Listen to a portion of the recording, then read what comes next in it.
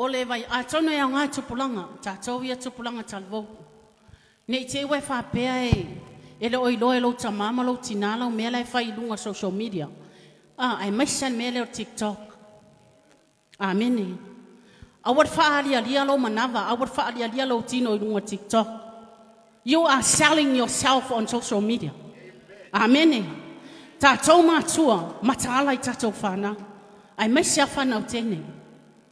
Langa o le mea leo le pēnina, a e tango e a maire pēnina, e a maire pēnina o la e makua i kawa lele. Ai whamaitala tuspa ia, e sili atu lau taungata na ilo o le pēnina. Ai mafua mai laia, u fiofi lau tino, o e lea le teina e le i whaia sto o lua. Amene.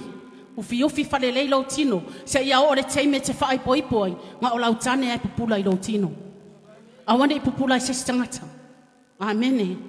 O le auka mai kaila lea, nga oke ngia ve aso le ntea. Whaila TikTok.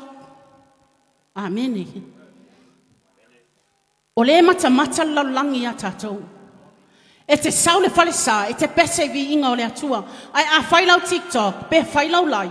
Ai whao ngā pese laulangi. O le excuse laka making it's just the song. It's not just the song. Every song have a meaning. So se pesea e yaina mafuanga ngā renga whaki e kuspese. A whaira e pese kuspese i langa kenge. A pese a kua i marka māroa reo whai tōru. Alongo minga ngā e pese kenge e whakpese. Amene. Matahala i lunga social media. Leanga ele o koe savalivari ki Apollo o kamoi. Ele mangha ki Apollo e au ngāni maliwa Yesu. A ele mangha ole atua e te whanu. E mana ole atua i a tāma ole ola i whapapa. Nga o ke ngia ngā leo vaenga i. Langa whaila TikTok. E whao ngā pese laulangi. Ma whai ai upu e reta una whai lunga iho. O tātou o mea wa ai e laulangi. A wa ai mai kupulanga lai laulangi le ke pese i. E wa ai lau TikTok le whao ngā pese laulangi. E re mwhainkat kongu i lau wolanga. E ke pese aku i e wha mai vai lale. O mga pese laulangi ala luko e pese mai kongon wharsa. E le mawhaina tari tonu ai tangata. I le tala le leile tātou te mawhaia mamori. Amene. A oaie kari kongu inga kangaka. O e matala i tātou. Amene. A whailau lai. Whao ngā le pese e ola i rea nganga tangata le la makamaka i lau lai.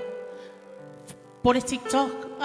Whalongo mai tātou whanau tēnā talavou. Be careful on social media.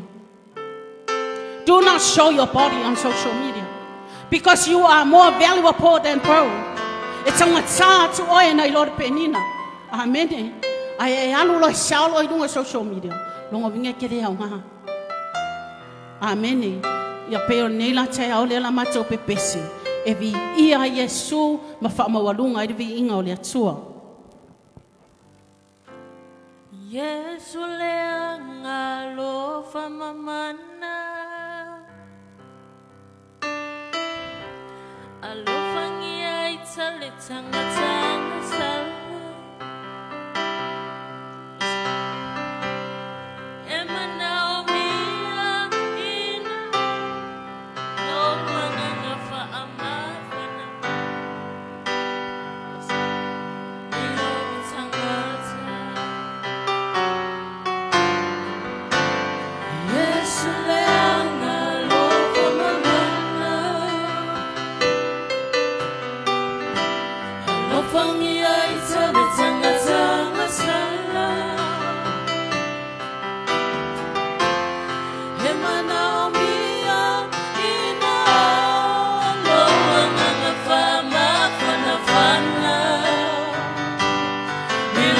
Tangata